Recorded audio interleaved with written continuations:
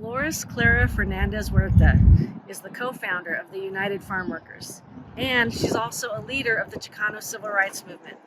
And in spite of dealing with constant prejudice for being both a female and a Mexican American, she has become one of the most influential activists and organizers of the 20th century.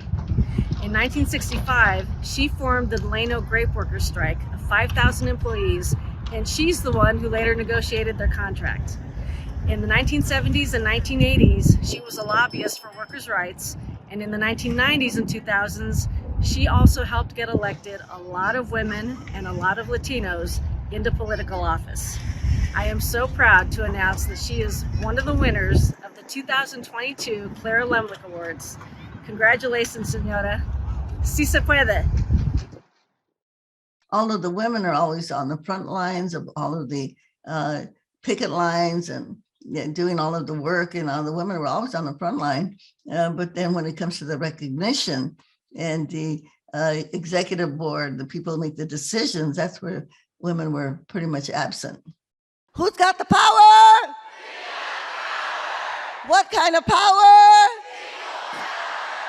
So to combat the sexism, what I did is in our board meetings, I started taking a pencil and just jotting down every time they made a sexist remark. At the end of the meeting, Caesar would say, does anybody else have anything they want to add to the meeting? I said, yes, I just want to tell you fellows that you have made 58 sexist remarks during the course of the meeting. And then after that, they cut it down, and I would do that at every meeting. We cut it down to 20, and then down to 10, and then down to 5, and maybe 1 or 2. And one of Caesar's security guards told me that before they went into the meeting, they all checked themselves to make sure that they wouldn't say anything, make any sexist remarks. I think working women as a whole, whether they're farm workers or they work in the hospitality industry or in factories, they know how to work, and they respect people's work. And there's a lot of respect there that they have for each other and for other people. Probably every single address that I make, I include that women's right to abortion, because we have so many of us that come from the Catholic religion or evangelical religion. And so this is a big no-no, in the Catholic religion. And many women are being influenced on the way that they vote because of the abortion issue. So I think it's important to bring that up and to make people understand why the right to abortion is a woman's right, just like we advocate also for gay rights, LGBTQ rights. And so I've been using my voice to bring that up in every single address that I make. Because in fact, I even did this yesterday to a group of middle school children in Fort Worth, Texas.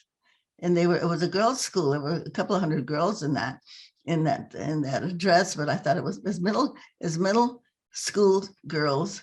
I mean, that is when they're coming into the realization of their own bodies, and it's important for them to know, even they're only in middle school, that this is a right that women have. And now I think more than ever that we all have to participate, because our democracy is at risk. I belong to the greatest generation because I'm going to be 92 years old. I was 92 years old last week. April 10th was my birthday.